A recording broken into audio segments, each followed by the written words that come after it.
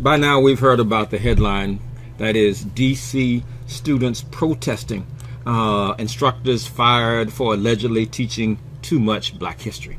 Okay? So middle school students in DC, walk out of a DC charter school that's on the campus of Howard University. You've heard that headline maybe. This teacher, principal, allegedly fires 3 teachers for teaching too much black history. I don't know the details, haven't dug into it. It's created quite a controversy. The statement I want to make is, one, I want to big up the students, the middle school students who actually are protesting that they are being fired for teaching too much black history. And I also want to contrast it. I want you to think about why we lift those students up for protesting and the parents for protesting being fired, if that's the case, for teaching too much black history.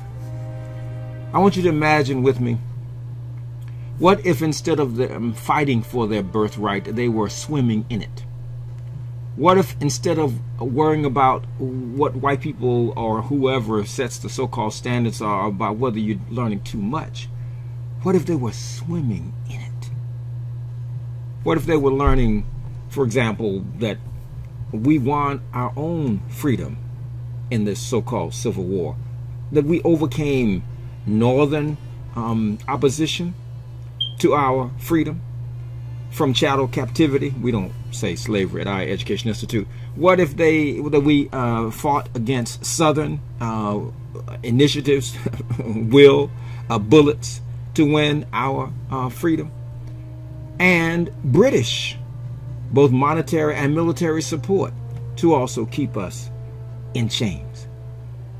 What if they were learning not only that we did that, but how we did it?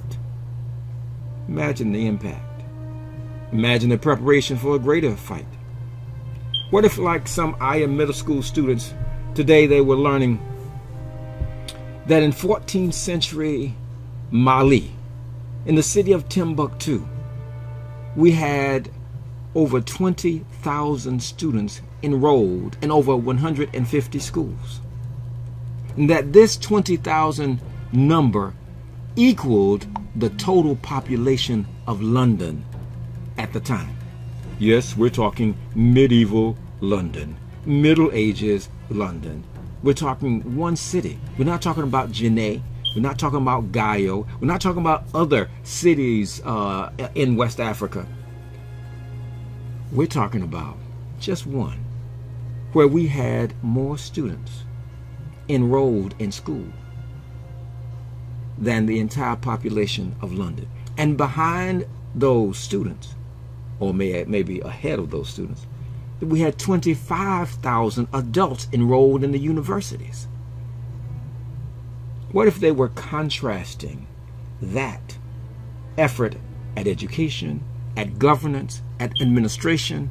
What if they were contrasting that with medieval Europe? What if they were contrasting that to education now? Again, imagine the preparation. Imagine the critical thinking. Imagine them being grounded in a tradition of academic excellence, of governance, of excellence.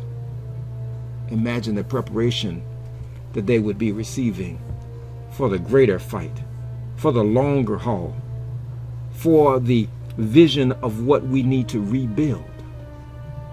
So imagine if they were not fighting for their birthright.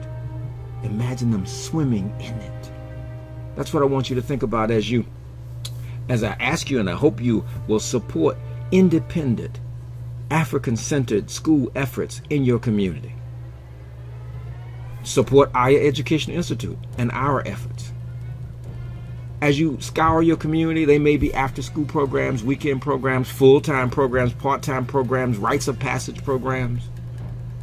If there are none in your area, look at Aya's national web conference-based program, where students can be with their peers who will inspire them and instructors who inspire them as they go unencumbered deeper into their history, their past, their culture, to prepare them to shape a powerful future. Again, big up those students in DC, because fighting is winning. And also, let's provide them a better chance for winning in the future. This is Wakesa for Higher Education Institute. Take care.